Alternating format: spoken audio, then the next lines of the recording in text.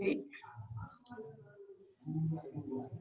Assalamualaikum warahmatullahi wabarakatuh. Waalaikumsalam warahmatullahi wabarakatuh.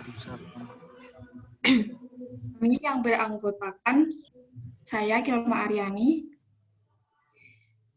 Muhammad Sultan Jovan, Muhammad Khairul Umam, dan juga Salsabila Fitriani ingin menjelaskan tentang hasil kerja kelompok kami, aktivitas industri pada mebel. Next.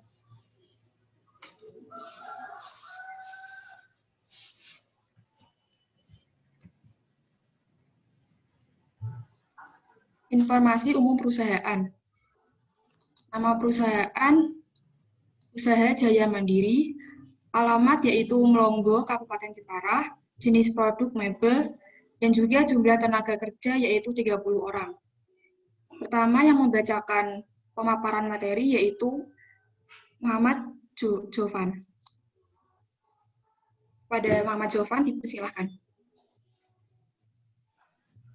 Yang pertama, aktivitas produksi. Pada usaha ini jenis produksinya adalah mebel.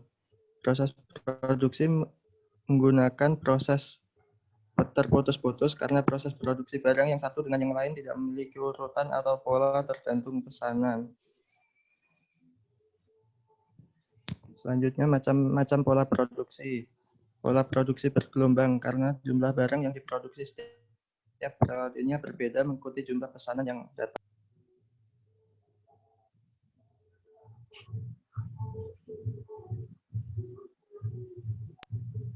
Selanjutnya, prosedur dan sistem kerja. Yang pertama, ketika pesanan diterima, akan dilakukan pembelian material atau bahan baku. Dibeli sesuai dengan jenis dan kapasitas yang diperlukan. Setelah bahan baku dibeli, akan dilakukan proses penggergajian kayu utuh menjadi lembaran kayu. Setelah menjadi lembaran kayu, kayu akan dipotong. Pemotongan lembaran kayu sesuai bentuk dan ukuran yang dibutuhkan. Setelah lembaran kayu dipotong, akan dilakukan pembentukan dan perangkaian potongan kayu sesuai bentuk pesanan. Setelah pesanan terbentuk sesuai bentuknya, akan dilakukan pengamplasan produk agar halus.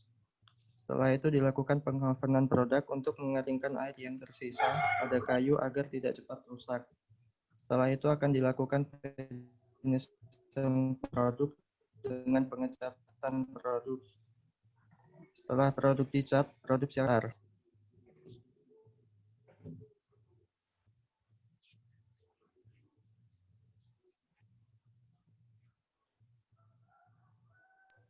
Next.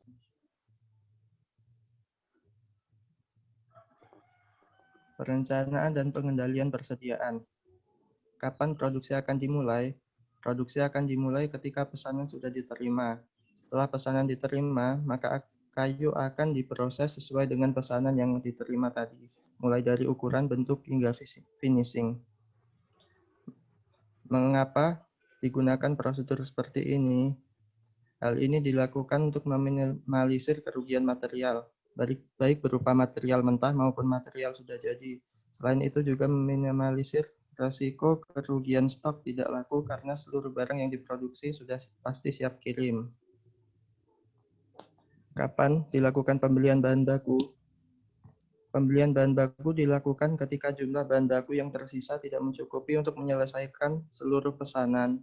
Sedangkan untuk barang jadi, jumlah produksi sesuai dengan jumlah pesanan dan tidak ada barang stok di gudang. Mengapa menggunakan prosedur kerja seperti ini? Prosedur kerja seperti ini dipilih karena barang yang diproduksi ini bukan barang kebutuhan sehari-hari yang dibeli terus-menerus.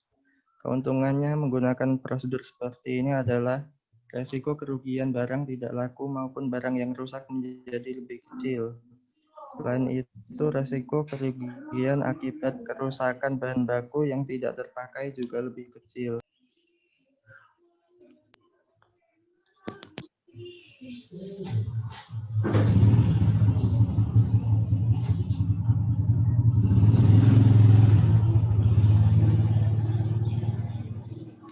Materi selanjutnya akan disampaikan oleh Salsabila Fitriani.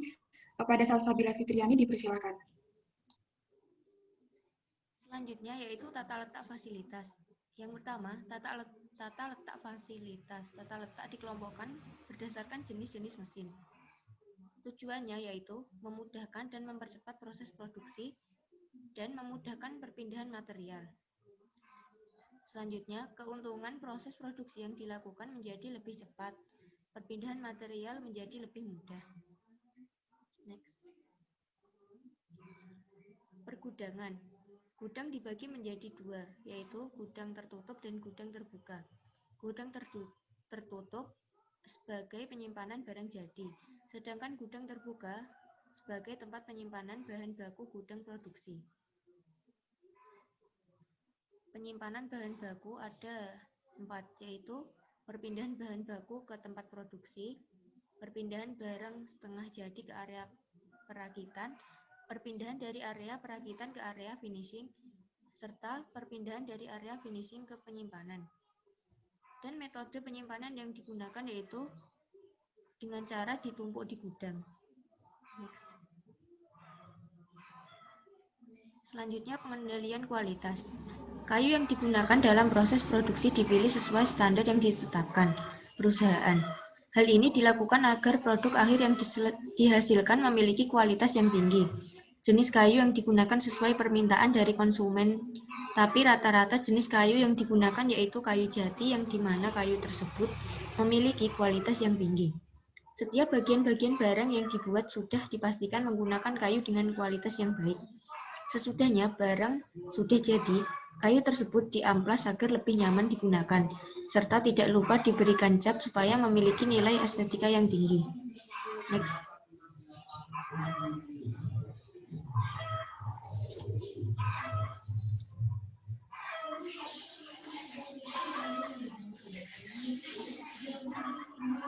Untuk materi pemasaran akan disampaikan oleh Muhammad Khairul Umam. Untuk pemasaran, cara memasarkan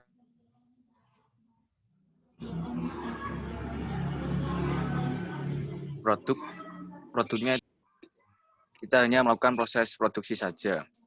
Tempat pemasaran yaitu mencakup dalam negeri dan luar negeri.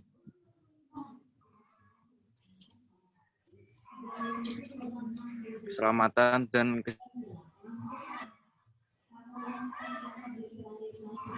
kesehatan kerja. Peralatan layak pakai dan dirancang untuk meminimalkan resiko cedera. Asuransi kesehatan. Untuk ini tidak ada asuransi kesehatan, akan tetapi ada bantuan jika terjadi kecelakaan kerja. Apabila saat terjadi kecelakaan, pemilik akan memberikan pertolongan secepatnya. Untuk cara meminimalisir kecelakaan, yaitu melakukan produksi sesuai dengan kapasitas produksi tiap mesin, sehingga risiko kecelakaan kerja lebih minimal.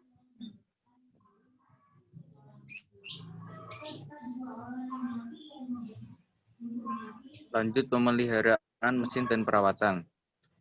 Jenis perawatan mesin dan peralatan yang digunakan untuk produksi pada perusahaan usaha jaya mandiri yaitu predictive maintenance, peralatan prediktif. Sebelum mesin dan peralatannya digunakan, sebelumnya diperiksa terlebih dahulu kondisi dari mesin dan peralatan tersebut, dan diberikan oli atau bahan lainnya agar mesin dan peralatan saat digunakan untuk produksi tidak memiliki kendala apapun. Terima kasih. Sekian dari pemaparan materi kami. Kurang lebihnya kami mohon maaf jika ada kesalahan kata. Assalamualaikum warahmatullahi wabarakatuh. Waalaikumsalam warahmatullahi wabarakatuh.